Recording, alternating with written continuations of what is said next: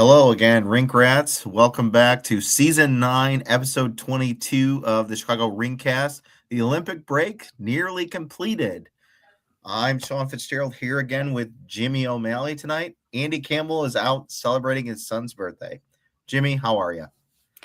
I'm doing well. I'm not celebrating a birthday because, that was a month ago, but doing good, keeping up with Rockford Ice Hawks hockey. Really excited to talk about my time covering the AHL All-Star Classic, which was, for all intents and purposes, a classic.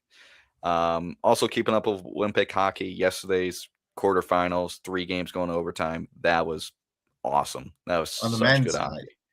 Men's side, and then today, both women's gold medal game and bronze medal game, they both went to overtime. That was some good hockey. So we've been blessed with some really good hockey lately. We really have been. The Olympics have been kind of delivered.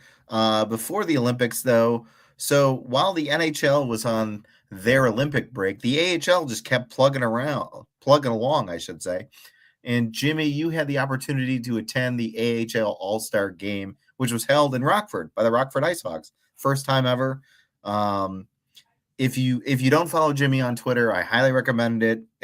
He posted some great interviews from his time during the All-Star game and the All-Star shootout. So Jimmy, give us a kind of an overview on your experience during the AHL All-Star game. It was really good. Last Tuesday was the All-Stars competition, like skills competition. So they had a plethora of events that were very exciting to see. They had Brett Sini, Kevin Korchinski, and Nick Lardis as Rockford's representatives. There's a couple relay races, obviously shot accuracy, like shot speed, like, goalie blocking, kind of stuff like that. The turnout for a Tuesday night in Rockford was really impressive. I think that was the most impressive thing about both nights was just the absolute turnout that came out and how just engaged the Rockford fans were. Really stood out, especially at the skills competition because, they do individual player introductions. Yeah. Every Rockford player, huge ovation. Any division Only Chicago rival. Wolf was booed. Oh, Mercilessly. Fensori, like booed almost out of the stadium both nights. It was Yeah. really funny just how very engaged and very just into it the Rockford faithful really was in both nights. Really funny story. The first event of the skills competition, Brett Sini was part of it. He took part in like a relay race.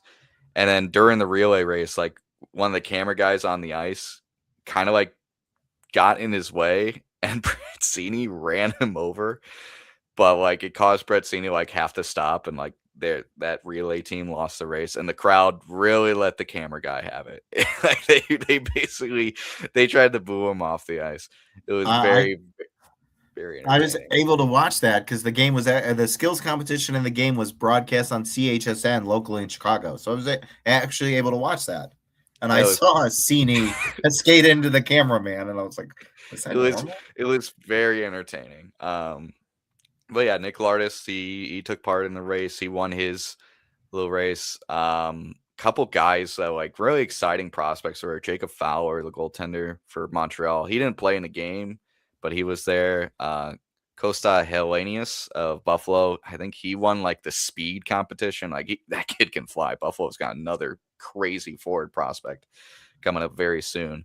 But yeah, like it was really fun because like after the skills competition, we went back to the locker room, which is the first time I've ever been to the locker room to like interview guys post game. And it was like myself, Mario Tirabassi was there, and then Prospect Don was there. And we're like standing just in the locker room. And like half the guys of the game, like half the other players were like done. But like the Rockford players were like on the ice still signing autographs for like, I would say a solid half hour after the skills competition. We were just sitting there waiting while basically half the other players were already leaving to go back to their hotel or like the post skills competition events. So yeah, it was super interesting. And the next day, Wednesday, was the All-Star game. It was a basically round robin tournament where it was 3-on-3 hockey for 4 minutes. They were split up in divisions. So in comparison, like skills competition was conference based. So the Eastern Conference won the skills competition based on points. The All-Star Classic was based on division. He played 3-on-3 hockey. It was crazy because I think I interviewed Nick Lardis before the All-Star game started. I was like, is there any pressure to like get the first goal as the host and like or score a lot and play really well tonight? He's like, oh no, I'm just here to have fun, here to play. And then lo and behold, Nick Lardis scores the first goal of the All-Star Classic, and the crowd erupts. I got a video on it. I posted on Twitter.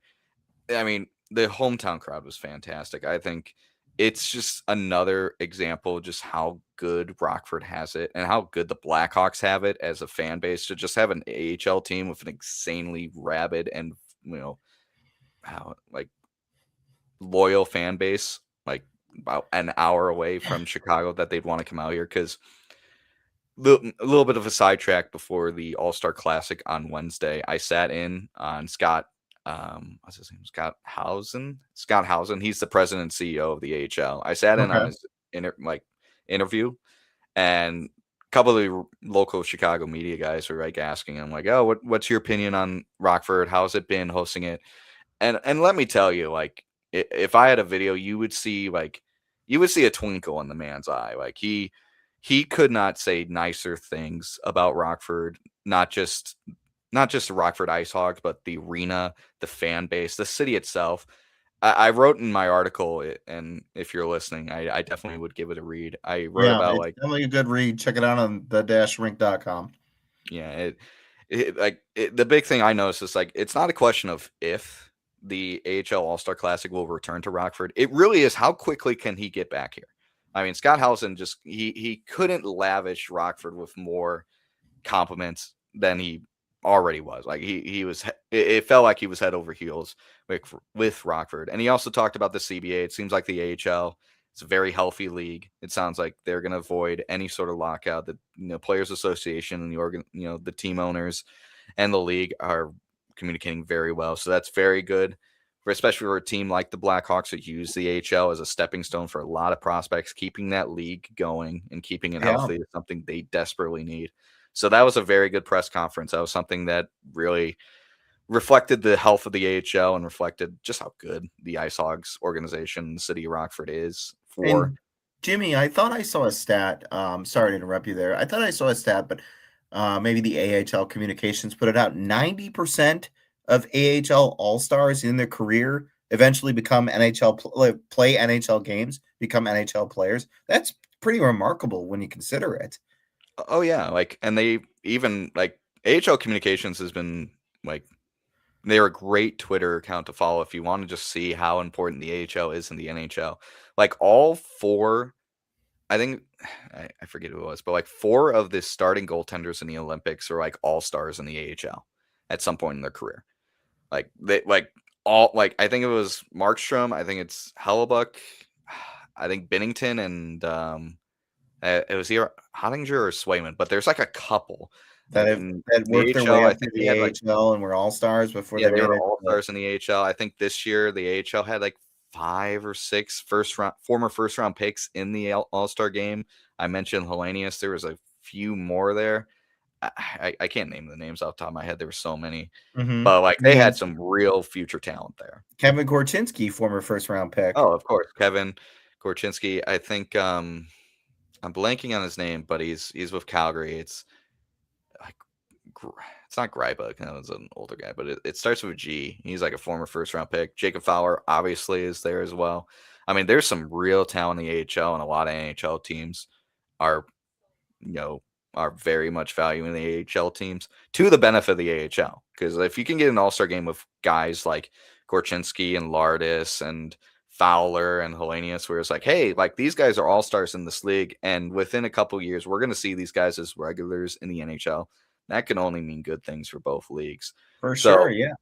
so It's yeah, always like it's good stuff. The AHL, I think, could not be in a healthier state.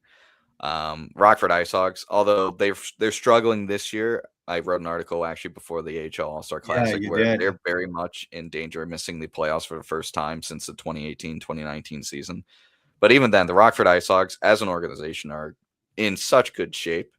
Like I think once they get back to having, they're going to have an influx of talent with They're that. going to have a huge influx of The talent. Like I Blackhawks think, draft, like AJ Spellicy's probably going to go to the AHL. Maybe Jack Pridham, like guys we've talked about before, are going to go to Rockford, which is going to help that organization, be better and yeah, hopefully make. If they don't make the playoffs this season, definitely shoot for definitely making the next year. playoffs next year.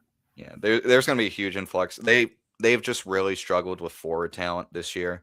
I Yeah, think Oliver Moore being as good as he was and Nick Lardis really shocked everyone, including the Rockford Ice Hawks, because for them, I was like, oh, we're going to have these guys maybe at they least were going to be make on the the play. Frank Nazar plan. They were going to be there for half the year and then Yeah, work their way, force the Blackhawks to bring them up at some point. yeah. And then Oliver Moore is like, I'm only spending 9 games here because I'm that good. Yep, and they didn't get the luxury of having Ryan Green down there, who was sent down and then paper transaction brought back up within a Mm-hmm. day due to injury to start the year. So the Ice Hogs did miss out on some players. The Ice Hogs' loss is the Blackhawks gain, though. Yeah.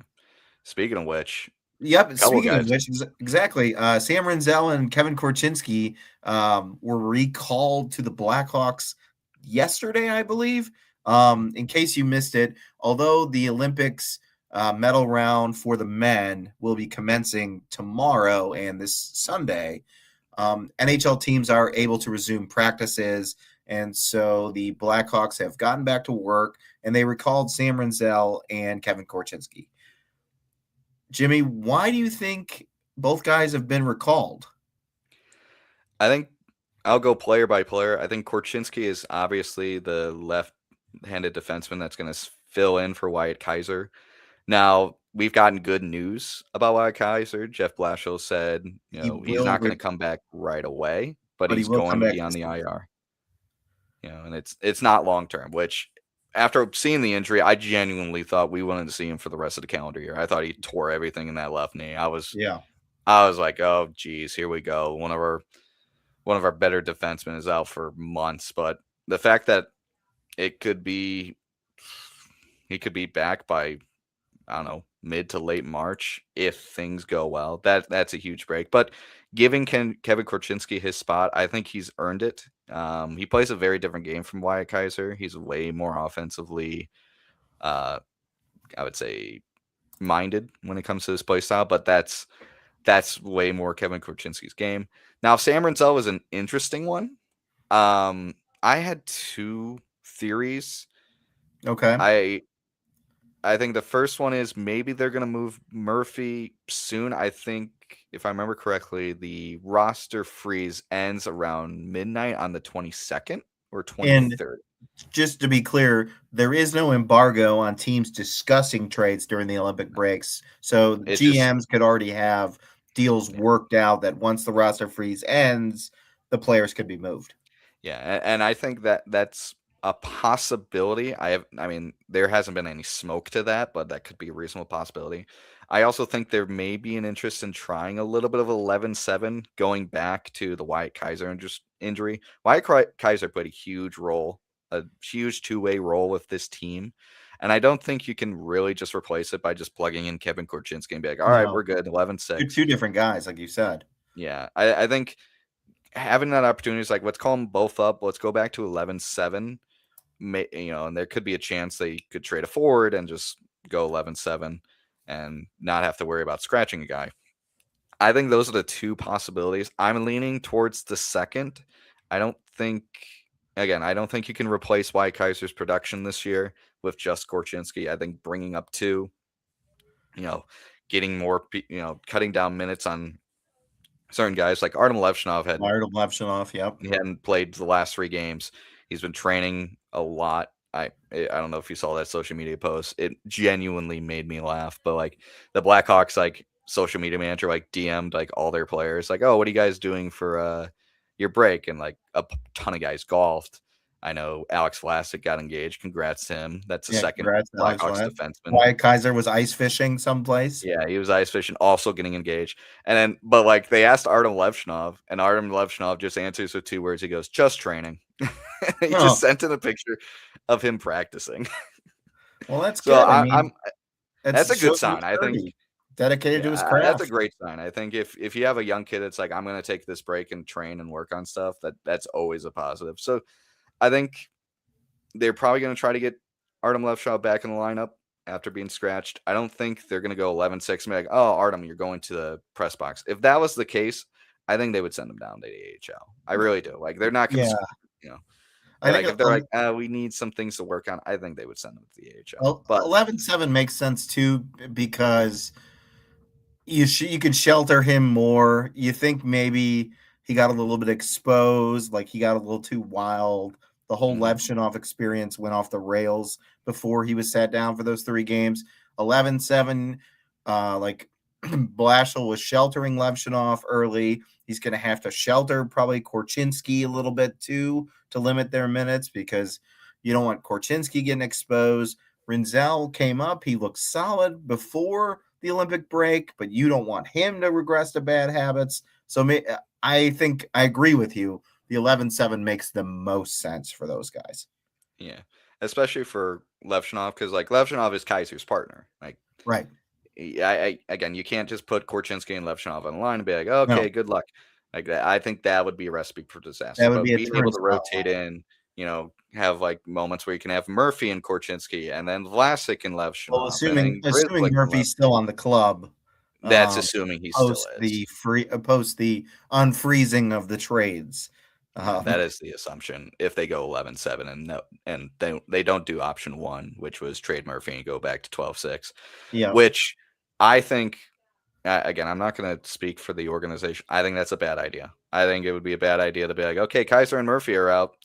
Good luck. Like, we're going 11-6 and half our defense is Levshunov, Korchinski, and Rinzel. All these guys 21 years and younger. Good luck, guys. It's like, and what I've said on prior podcasts is you give the option to Connor Murphy if he wants to go play for a contender because he's never played in the playoffs before. You give him the option, and then you try to facilitate a trade to a team he likes. Which Kyle Davidson's been really good about facilitating trades to at least teams they like or like winners. Like Seth Jones wanted to go play for a winner and wanted to go play for Florida or Tampa, and Kyle Davidson was able to facilitate that trade, which I believe, and I didn't put this in our banner, and I believe our show notes here, since we've podcasted, maybe we'll take a minute here to touch on the draft pick controversy. I don't think it's really that big a deal, but the people were screaming on social media like like somebody killed a baby or something, which is horrible. So in case you missed it, it was reported prior to the Olympic break, or maybe right in the start of the Olympic break, that the Florida Panthers first round pick that is coming to the Blackhawks in 2026 is now top 10 protected. I shouldn't say now. It's always been top 10 protected. Whether it was the league's fault of not reporting it out correctly or the media's fault, Frank Saravalli, who's been catching strays like crazy on social media for this report, was not informed by his source. But the crux of it is if the Florida Panthers finish within the top 10 draft picks, the Hawks do not get their first round pick this year, and it pushes to 2027. Now, what Jimmy and I hopefully are in agreement about, we're hoping that the Florida Panthers finish worse than the top 10 in their draft picks, so then the Hawks would acquire a second first round pick this year, because in my opinion, I think Florida is not going to be this bad next season because Barkov will be healthy. They'll probably have more reinforcements. They'll make Bill Zito is not going to sit on his hands and run with the status quo. He'll probably change up what he can. So I think what the Hawks fans should be hoping for is for Florida to finish out of the top 10 in terms of drafting this year. Jimmy? Yeah, I agree. I think it's unfortunate because we've gone about 12 months now thinking this is an unprotected first, and it was great to root against Florida. Be like, oh, they stink. I was under the impression the Blackhawks might end up with 2 top 10 picks. Yep. It's an unfortunate error. I'm going to say it too. It's an unfortunate failure by someone within the media sphere of not getting this perfectly out there. Someone screwed up, and it's very unfortunate for us fans. Obviously, the Blackhawks knew this was top 10 protected. Everyone knew it was top 10 protected. everyone that matters in the situation knew it was top 10 protected. So Right. I mean, Like Kyle me Davidson, screaming on social media about it doesn't yeah, change anything. yeah, Kyle Davidson knew this was top 10 protected last When he made the February. So, deal. yeah, so like, no one that was involved in the trade is surprised about this. Yeah. I would Yep. also say like Florida's not going to tank. You know, No. you don't bring back everyone, including, you know, Brad Marchand. You don't bring back Ekblad. You don't bring back Bennett. You don't bring them all back and be like, oh, well, guys, it's been a tough year. I guess we're going to tank. Let's tank for a guy that you guys will probably not play with, especially you, Marchand, who's going to retire probably after your contract's up. Yep. And I think I looked it up. Florida has the 18th hardest schedule the remainder of the year. They kind of have a cakewalk schedule compared to especially guys in their conference. Like Pittsburgh has the hardest remaining schedule. I think there's like 4 or 5 like division rivals that have harder schedules and like 8 conference, mates that have harder schedules. I think at the very least, Florida's going to barely miss the playoffs. I wouldn't be surprised if they snuck in, kind of like in 2023. And I think in terms of that too, so when Artemi Panarin, who, in case you missed it, since we haven't potted, which is fine, Panarin was traded from the New York Rangers to the LA Kings. Well, apparently on Panarin's wish list was Florida or Tampa. Mm-hmm. Now, obviously, the Panthers said no because they didn't want to tie up Barkov's money. Because currently Barkov is on LTIR, so his cap, they have the additional cap space for Barkov's contract. But they're assuming Barkov is going to be back before the end of the regular season. That's why they didn't get aggressive and sign Panarin for multiple years. Also, other factors in that his family. The new LTIR cap circumvention thing probably prevented them from doing something like that. But again, kind of going off what you said, Florida's absolutely going to try to buy. Like they're not going to sit. No, yeah, they're gonna make some moves. They're going to make moves. Buy. Guys are going to get healthier during the Olympic break. Like Seth Jones, he's going to get healthier. Seth Jones, the 2 weeks of Barkov not having to worry about missing games, like it's totally gonna help them. Now they're going to find a trade partner, and they're going to get someone, to bolster that bottom 6 or bolster the defensive core. They're not sitting on their hands. You're not going to talk Bill Zito and a very veteran team that has gone to 3 straight Stanley Cups and has won 2. Hey, we're going to just, take it easy the rest of the year. Like, no, you don't tell this core they're going to take it easy. And again, like the worst case scenario, Blackhawks still get a first round pick. Yeah, it sucks. It's going to be pushed next year. But then again, it's another year of that roster getting older, so still could be a good pick. Again, and funny enough, I was talking to other Chicago Blackhawks media during the All-Star Classic, and this topic came up, and I said, based on all the circumstances of the Seth Jones trade, him basically saying, I'm either going to the Dallas Stars or Florida Panthers, and Dallas Stars did not want him. Like, getting just Spencer Knight would have been winning that trade from a Blackhawks perspective because they had no leverage, and you could have gotten one of the best goalie prospects on one of the best teams. Yep. That extra first round pick, that's gravy. That's an extra bonus. It sucks. I wanted it to be unprotected. Now I go from wanting to see Florida lose the rest of the way to see Florida win just enough. But still, you're gonna get a first round pick out of it. You still have Spencer Knight, who looks like a franchise goaltender. Yep. I'm not going to lose sleep over it. Blackhawks still got really good value for a guy that didn't want to be there and only wanted to go to 2 teams. Yep. It sucks in the moment, but after a day when you sit on the news, you kind of go, okay, it's still a first round pick. At worst, it gets pushed a year. Who knows what happens in 27? Maybe Florida poops themselves in 27. It may not get pushed though. They may not get pushed. They may get the 2 first rounders this year, and as we've seen in years past, Kyle Davidson doesn't sit on his hands at the bottom of the first round. Like, no, he doesn't. He trades back in to take project players, or to take, like we were just discussing, Sam Rinzel. Sam Rinzel was a later first round pick. Took longer to marinate. Mason West playing for the USHL Fargo Forge, he I think was on their banner the other day on their social media program because he's playing well. Like Davidson's going to make the most of what assets he has during the draft. So Yeah, I wouldn't be worried about that. And they, like everyone has said, they're going to go with the young talent next year. They're really not going to, buy in there, terms. there's no one to buy. And Nope. there's a lot of contracts coming off the books. The only contract coming off the books that I'm even slightly interested in re-signing is Mikheyev. Other than Right. that, like Dickinson, Foligno, Murphy, Lafferty, Grizzlick, I'm like, you can leave. Like, thanks for your contribution, especially Foligno. I appreciate him as a captain, but it's like, Well, I I wonder if they extend. I wonder if they give Foligno the option to come back, and mhm, regardless if he's not a player, I think he'll be within the organization. I think he's kind of set himself up for that future within the organization when he was out 2 seasons ago doing like color on the TV and the radio and just mhm. kind of being a mentor to these guys. I think he'll still be within the organization, whether it's like a Brian Campbell type role, special assistant, or just he'll.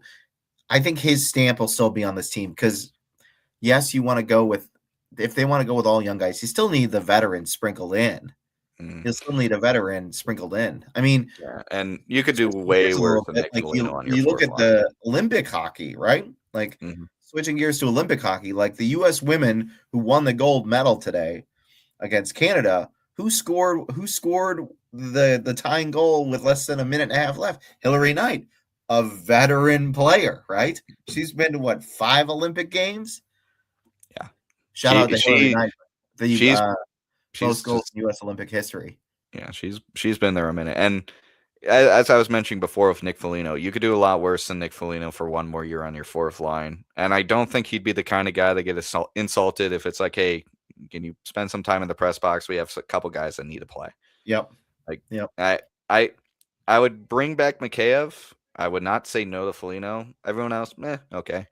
But yeah, Yeah. like this team is going to be very young next year. They're just going to let the kids play, and I think the talent is going to catch up to the youth. As in, like guys are going to finally hit their stride. I'm thinking guys like Lardis, Levshinov, Berdard, Nazar, Moore, like these Green. They're going to finally find their rhythm because they've had a couple years now. I think a guy like Bedard is going to be going into his fourth NHL season. He's going to move from the young guy to the vet essentially at 21 years Yeah. old.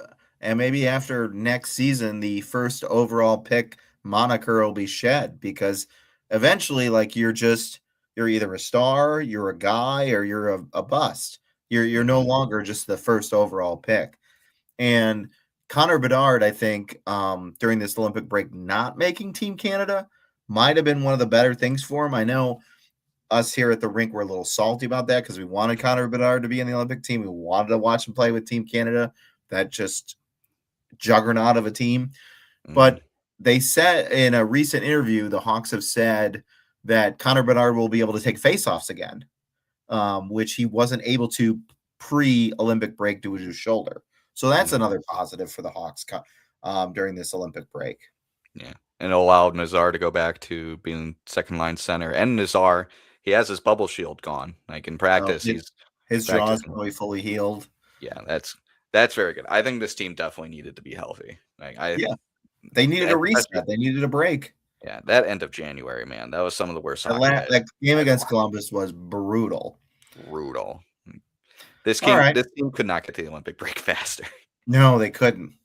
All right. Well, since we haven't been on the show since the Olympics have started, let's talk about the Olympic hockey. Obviously, the headliner today is the U.S. women defeating Canada in the gold medal game. A lot of accolades, a lot of it was just awesome to see finally U.S. besting Canada. I believe the U.S. hasn't beat Canada in women's hockey since 2018 was the last time the U.S. won the gold medal. Mhm. Hillary Knight was on that team. Megan Megan Schofield, who was a member of the Blackhawks organization at one point, I think through community outreach. She's also married to a former Bears offensive lineman, Abby Murphy, who's from Evergreen Park, Illinois, a local South Side girl who made the team. The first black woman to win a gold medal whose name is escaping me, so I apologize. Was on this gold medal team. Jimmy, I wasn't able to watch the game. I was able to listen to it sneakily on my phone. And I personally thought that it was a great game by both teams. The U.S. goaltending was insane in this tournament. I believe they gave up 3 goals or 2 goals the entire Olympic tournament. Yeah, when they gave up the goal today, that was the first time in, I think 5 games they gave up a goal. Yeah, And that's it was crazy. I funny enough, I didn't get to watch the game until 30 seconds before Hillary Knight's goal. Like, Oh, that's awesome. I almost joked like, "Oh, I should have been watching this the whole time." I'm the good luck charm here. But Yep, like, it was kind of crazy because I had a friend who was watching. He was texting me the entire time. He's like, "Why is the United States just like not being aggressive in the offensive zone? They were aggressive all tournament." And it yeah, just feels like they were kind of like they ran over Canada in the qualifying rounds and just yeah, felt like they weren't as aggressive today. And yep. like I don't know. I didn't watch the game, so I don't know how true that is. But like I think Canada they have a very veteran team. You have to really respect it. I think they Mhm, have one of the oldest rosters in the Olympic, in the Olympic contest. yep. And I think that kind of worked to their benefit for basically 58 minutes of the game. Well, Coming back, I think finally like the United States women kind of realize, oh, we have the firepower. We just gotta use it at this point. Like you can't be afraid. And what was her name? I forget who won the game in overtime, but Keller. her goal was absurd. Ugh, Like, and that's a defenseman too. Like yeah, that was a that defenseman move was on the rush, taking the puck right to the net, catching and Canada in a bad change and, like, unreal. Like that is a goal I'm gonna remember for a very long time because that yep, was that how she got that puck around the Canadian defenseman, lifting the puck over the right pad of the Canadian goaltender. I was blown away. I was like, that is incredible skill in the most opportune time. Like when we think clutch, like I'm gonna think of that goal. Like that is some Olympic clutch right there. And it sucks that honestly, it sucks that a team had to lose.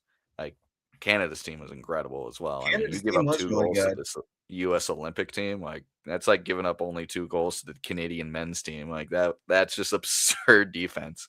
And I think, I know Jeff Merrick had, touched on it a couple times before. This Olympics will be, like a changing of the guard in terms of, um, Canada and the US because of, like, Hillary Knight. I know she said that you don't know if it's her last goal in the Olympics, but, like, she'll be 40 years old, if not older, the next time the Olympics come around. Megan Schofield, some other older veteran players on both teams. You figure this is like the changing of the guard, like the Abby Smiths or Abby Murphy. I'm sorry if I'm butchering her name. I'm sure I am. Will come and ascend to kind of be those veterans down the road. So that was good. Also, I missed these. We had some comments. Brad, thanks for reaching out during the show. He was talking about our Spencer Knight discussion, saying that was the best move by KD. The Doc trade really moved the rebuild forward. I would love to see if we just picked up Knight. I was thinking the 28 first. So this pick should be better. And to me, concerning right now is picking when we get the chance. Yeah. So I mean, either way. again, like that's a good point by Brad there. It's like it doesn't matter where you have the pick or even if you have the pick. It's just making the right pick with the picks you got. Yep.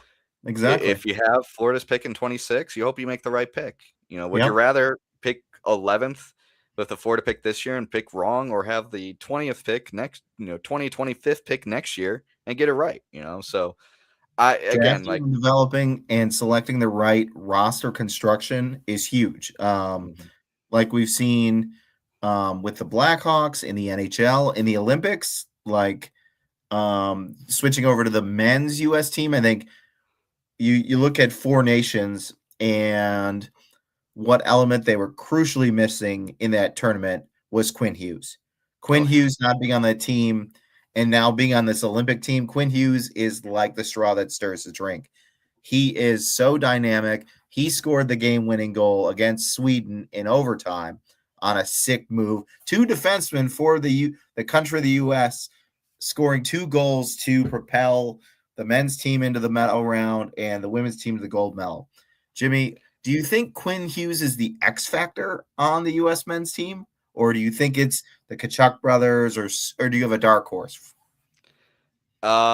He's not the X factor. He's the factor. Like, because X factor is like kind of can sneak up on you. Quinn Hughes is just so consistent and just so good. He's the second best defenseman in the entire world. It's Makar and it's Hughes, and I will go to my grave with that.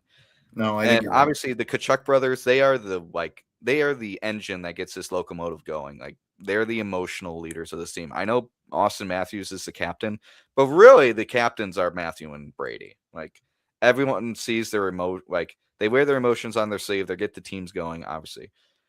The X factor of the United States is the third best defenseman in the league, Zach Werenski. Zach Werenski has really played super well these Olympics as well. I don't mean to like jump from one great defenseman in Quinn Hughes to the other, but No, you're good. like Zach Werenski has been a dog. Like, he was great in the Four Nations, and now that like he's basically gone from the best defenseman on the U.S. team to second best, really has allowed him to just open up his game. I mean, him on the third pairing behind Hughes, McAvoy, and Faber. Oh, wow, why am I blanking on Eric's favorite player? Slavin. Slavin. Yeah, like him somehow, in my opinion, being the third best defenseman in the world, playing on the third pairing, that's an X factor, man. Because he's going to have to wait his turn, but like when he gets his turn, man, he's driven the bus sometimes for the U.S. team. And I was thinking about this, like a lot of people like why is the United States so not aggressive on the forecheck? Why are they like not really aggressive in the offensive zone? Well, they run everything through their blue line. Mike Sullivan, for all his faults, understands that he might have the best defense in the entire Olympics. I mean, I know Canada has the best defenseman in the world in Cal McCarr, but U.S. is the second and third best. They have Charlie McAvoy. They have the best, in my opinion, defensive defenseman in the entire world in Jacob Slavin. Yeah, I know we make fun of Brock Faber. He has his faults, but he's at the very least babysat by Slavin. Yeah, he's still skilled. So, I mean, Mike Sullivan understands I may have the best defense in the world. I can afford to win games 2-1, 3-2, like, and I have the best goaltender in the world in Connor Hellebuck. I can piss teams off and just let my defense and goaltenders run the show. I do think they relied on that too much against Sweden, especially in that third period. I thought Sweden peppered them with shots. Also, going back to your Tkachuk brother comment about how they're the heart and soul and they should be the captains, I've actually heard another name that people are saying should be the captain of Team USA, and that is really like the engine driving the team behind the scenes, and that's Dylan Larkin. I've heard Dylan Larkin is like the leader in that locker room. Like Quinn Hughes said in his post-game interview that like Dylan Larkin took him out to dinner and like was talking to him, like just calming him down in the moment, and that Larkin obviously had a big goal the other day, and that Larkin is really like the quiet leader in the Team USA locker room. Like, yes, the Tkachuk brothers get all the headlines and Hughes is making a name, but they're saying Dylan Larkin. And I think that's pretty good that Dylan Larkin's that. The Hughes brother, it's just great stories. The Hughes brothers, the Tkachuk brothers, like it's a great story all around for Team USA. Mm-hmm. So hopefully they play tomorrow. They play Slovakia. Yeah. They play Slovakia. No. Canada plays Finland. With Teuvo Teravainen is on Finland, correct? The only Blackhawk in the Olympic tournament. Well, Adam Gajan is on Finland as well, although he's not a current Blackhawk. Adam Gajan, I thought, was on Slovenia. Slovakia? Oh, I thought Slovakia. Oh, yeah, he is Slovakia. I remember they were saying there's two. Yeah, he's on Slovakia. He's their third goalie. That's right. Yeah. But I mean, what a comeback from Finland! They were down 2-0 to the Swiss. The defending Olympic champion, the Swiss, Maybe put an asterisk on that because no NHL players were in that tournament the last 2 times they'd won. And they came back and won 3-2 in regulation? No, it was overtime. Oh, it That was was overtime. that was some crazy stuff. Yes, I have them as my bronze medal team.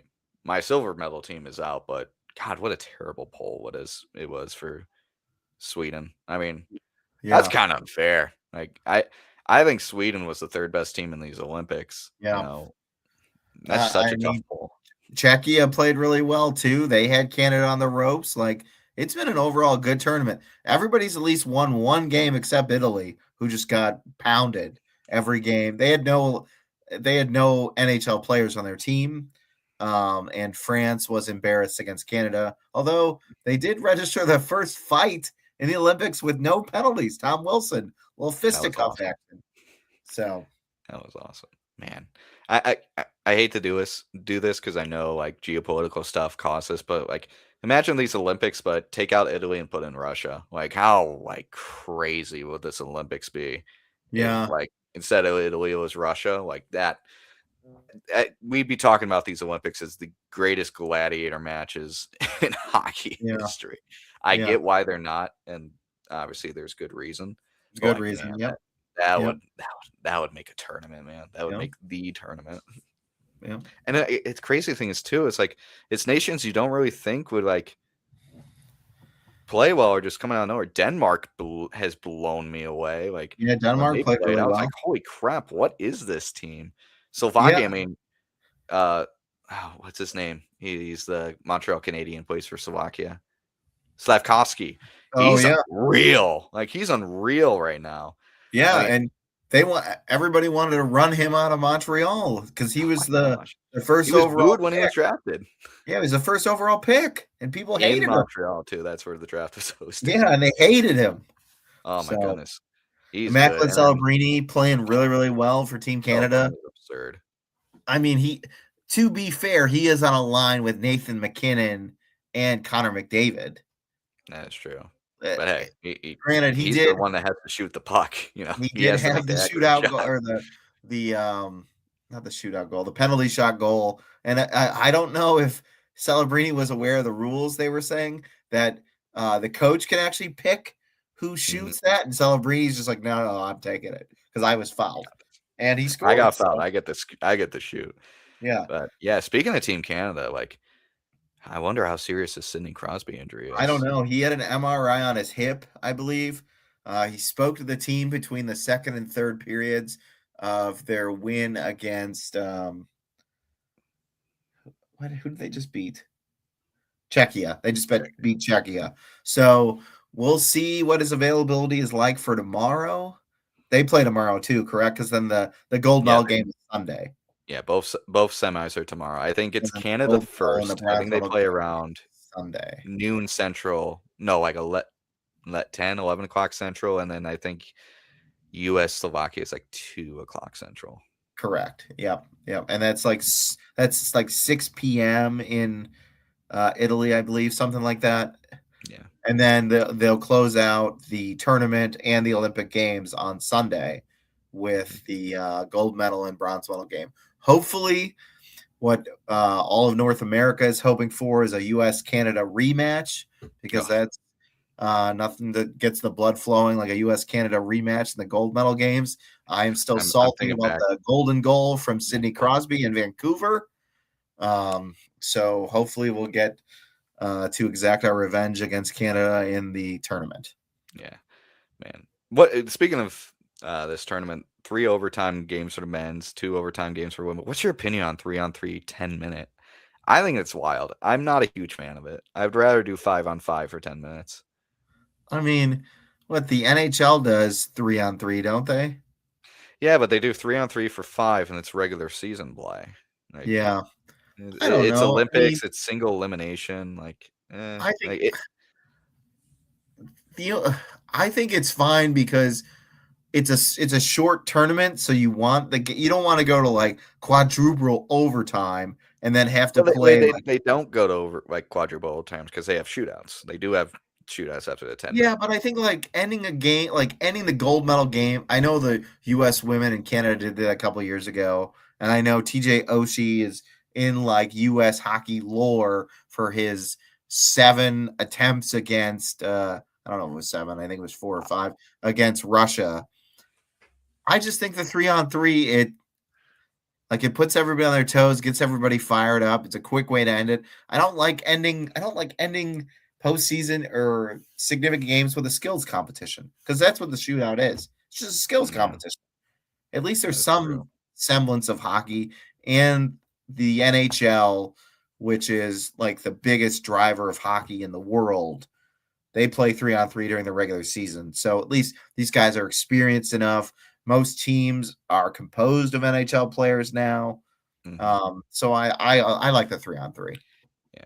And I think at least for the gold medal game, they say if it goes to overtime, it's 3-on-3 indefinitely. There is no shootout. You just keep going until someone scores, which Yeah. would be Which hilarious if they won like 30 minutes. Impossible with 3-on-3, but that would be some funny stuff. yeah. Speaking of Olympics, I got to rehash this because Andy brought it up. Man, Okay. was he completely correct about the U.S. missing guys like Jason Robertson and Cole Caulfield, but it's not for the guys you think. Because I know you're probably thinking, oh, JT Miller and Vincent Trocheck. I got to disagree because I actually have appreciated JT Miller and Vincent Trocheck. The Fourth U.S.'s line penalty guys. kill, yeah, Brock their Nelson. penalty kill was perfect, Yeah. 100%. Yeah. The two guys those guys should be replacing are Clayton Keller and Kyle O'Connor. Like those guys are just not performing. I think Clayton Keller played like 4 minutes against Sweden yesterday, Yeah. and he didn't play like a minute in the third period. And I think those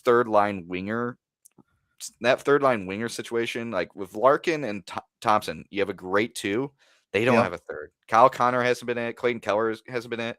Yep. It should be Jason Robertson or Cole Caulfield. Like it really should have been one of those two. Like imagine Jason Robertson. Imagine the big buses of Jason Robertson and Tage Thompson with Dylan Larkin between them. Oh. Like that would be a third line for the ages. Yep. I think the U.S. really missed with bringing in Clayton Keller and Kyle Connor. And the thing was with Kyle Connor, he didn't do well in the Four Nations either. I don't know why you brought him back. I No. really think it should have been Robertson. If you Billy plug in Guerin was Robertson in on love the with him. yeah, if you plug in Robertson on that third line with Larkin and Thompson, that is both a big and skilled line. I And if the U.S. doesn't win gold, I'm screaming to the heavens that Robertson got robbed, and Robertson would have made the difference on that third line. it also like the U.S. team, like yes, they have all the names like Austin Matthews and like Jack Eichel and stuff like that, but they don't really have any secondary scoring. Like Caulfield and Robertson would have been your third line threats. Like those Mhm. guys are just pure goal scorers. Robertson is a big time goal scorer. Like you've seen him perform in the NHL playoffs before. So that's what I think they're lacking outside of like JT Miller and Trocheck and even Jack Hughes. Jack Hughes, Keller, like those guys, they're not big time goal scorers. Yeah, Like and especially with Keller, like he doesn't offer the same two-way game like that no, would justify him playing. Case in point, he didn't play a minute in the third period. no, Jason Robertson, I think you could play him on the defensive, like for like defensive face-offs, like way more than you could do with Clayton Keller. Probably yeah, not Cole Caulfield, but no, Jason Robertson, just based on size, I think you could put him out there in the third period in a one-goal game and not have to feel like he's a defensive liability. yeah, I just I hate to rag on them. They just had a really good win, but like I look at that roster, right? Like I look at those two guys. I'm like, if I could flip Robertson, if I could fly out Robertson and Caulfield and fly back Connor and Keller, I'd feel way more confident about winning the gold. yeah. Because Canada just if Buck is leaky or as an off like period, I don't know if the U.S. have enough firepower to come back against that Canadian team because that Canadian team is a juggernaut. Absolutely. Like You they give have up three stars on goals to every Canada, line. you're not winning the game. It's No. over. Like you have a max, and I mean max 2 goals. Yep. Like if you give up a third, this team just does not have offensive play drivers that No. could really do it. I mean, Yeah. in No. terms of the bottom six, the only like play drivers I see honestly are Larkin and Yep. Hughes. Like Yep. I like Thompson, but he's very much like I need other people to create for me, and I could score with Mm. you. Good. Kyle Connors and Clayton Keller can't do it. And JT Miller and Vincent Trocheck are very much there for face-offs and penalty killing and defensive zone. Like They're they know their defensive. role. They're guys when you have a lead and you want to lean on people, you're going to put those guys in to keep the puck in deep, to grind on it. Like you said, win penalties, win penalty kills. Like you're going to use those guys for that. You're not putting JT Miller and Trocheck and Brock Nelson out there to go get the game-winning goal. You're not going to run those guys out there. God, I'm almost tempted to put Brock Nelson on the left side with Larkin and Thompson just to see how it worked, because Brock Nelson scored like 2 goals in the first. He did, yeah. Honestly, I Notre do Dame a third line. Brock Nelson. Honestly, I do a third line of Nelson, Larkin, and Thompson and be like, all right, we're going to play with this and just see what this does against Slovakia. Why not? I mean, why not? Because honestly, Kyle Connors and Clayton Keller, they're just not working on that third line. I think you got to look at Brock Nelson and be like, listen, you're going on that third line. And then you look at either Connors and Keller and go, you're going to be 13 forward, which I didn't know you can have 13 forwards and 7 defensemen in the Olympics. I did not know that either. Yeah, you could do 20 skaters. So that's a nice little thing to have. But again, in the gold medal game, you're going to absolutely just do like 12-6 because you're going to shorten that bench, because it's like, I'm not going to risk, unless it's extremely situational. You're not going to look at your 13 forward and be like, I'm going to give you 10 minutes a night. It's like, absolutely not. Right. You'll maybe get 2 in a very specific situation at best. But yeah. I wanted to correct something I said earlier too. It was Layla Edwards who's the first Black woman to win a gold medal in U.S. hockey, and I wanted to give a it was, and shout out to the U.S. goaltenders. I know the U.S. women's goaltenders, Phillips, McNaughton, and Aaron Frankel. So shout out to them. They were 33-2 goal differential in the tournament. And then I want to give a shout out to the U.S. women's coach, John Robolewski. Won a gold medal at 20 this year, obviously, and he was a college hockey player at the University of Notre Dame, my adopted favorite sports team from 1999 to 2003. So shout out to the coach. And then shout out to Kenny Albert. I think Kenny Albert nailed that call. Oh yeah. Like that's going to be one of those calls where like they're going to be playing that on Olympic reels, or even like for the PWHL. Yes, there you go. PWHL. I keep screwing that up. Acronyms are hard. They are. Yeah, I know. They're going to keep playing that Kenny Albert call because he absolutely nailed it. Sometimes you don't have the right call. Kenny Albert was in the moment. He felt it, like he called it, and I thought he nailed it. So hopefully Kenny will have another call like that for the U.S. men's team tomorrow, and then hopefully again on Sunday. Mm-hmm. Jimmy, do you have any shout-outs? I know I kind of just flowed into shout-outs there. Do you have any shout-outs, corrections? Do we have Stat Boy Eric Andrews around to tell us what we did wrong? He probably noticed we're mispronouncing some sort of name. I'm sure I'll get an email. He'll call us out. I'll get a strongly worded email. Yeah, he sends you emails. He comes to my house and yells at me. Oh. Yeah, he makes a trip from Indiana to Illinois. He's personal. Yeah, he could be like a Bears fan soon. Oh yeah, the Hammond Bears.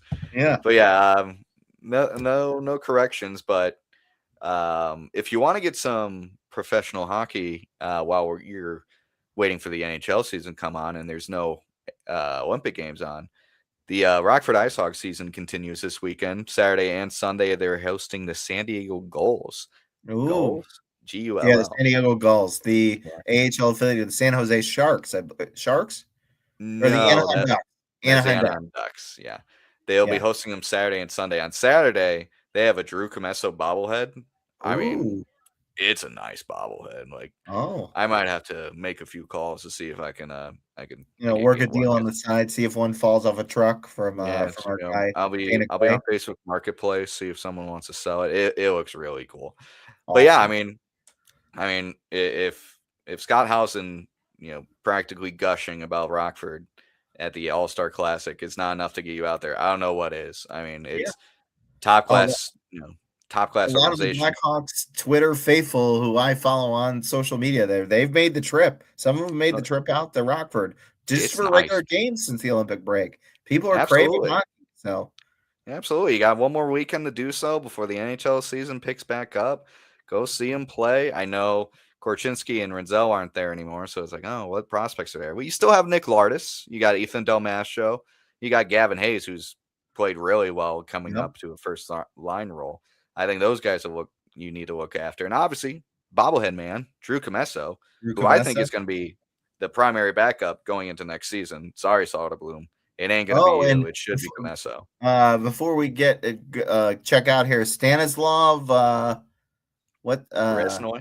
Bereznoy is suspended for 20 games for violating the AHL substance abuse policy.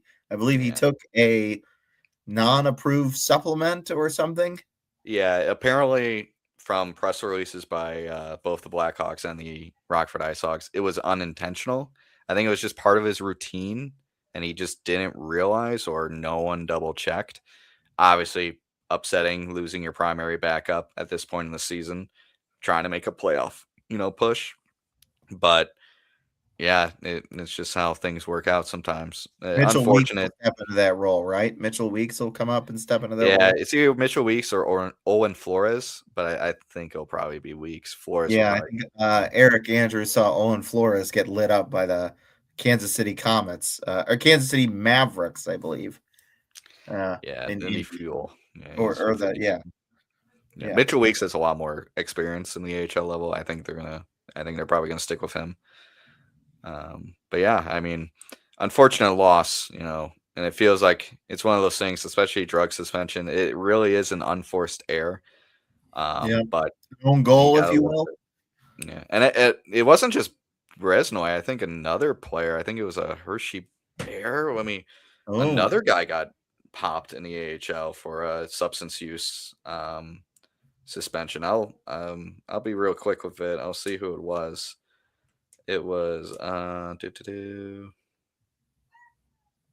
Firebirds Goyette, David Goyette, also suspended 20 games. oh, So that was that, very interested. that's the AHL affiliate of the Seattle Kraken. Yeah, Coachella Valley. They hosted last year's AHL All-Star Classic. Oh, nice, Yeah. nice. So yeah, two guys getting suspended basically the same day for 20 games. Maybe they're taking the same supplement. You don't know. Maybe they were sharing. I don't know. You never know. Maybe I don't know if we'll have enough time. I don't know if we'll have enough time. Who knows? All right, Jimmy, if you don't have any final parting shots here, we'll declare victory. Hopefully, Andy will be back next week. The Olympic freeze will be over. We'll be back into the swing of Blackhawks hockey, the push for the trade deadline. We'll be rooting for the Florida Panthers to win some games, so hopefully get an additional first-round pick this year that's not in the 20s. Thank you for those who listening. Brad, thank you for commenting, and be sure to like us on Twitter, Facebook, and wherever else you like our stuff. So I'm Sean Fitzgerald for Jimmy O'Malley. Thank you very much for listening. Go Hawks. Go Team USA.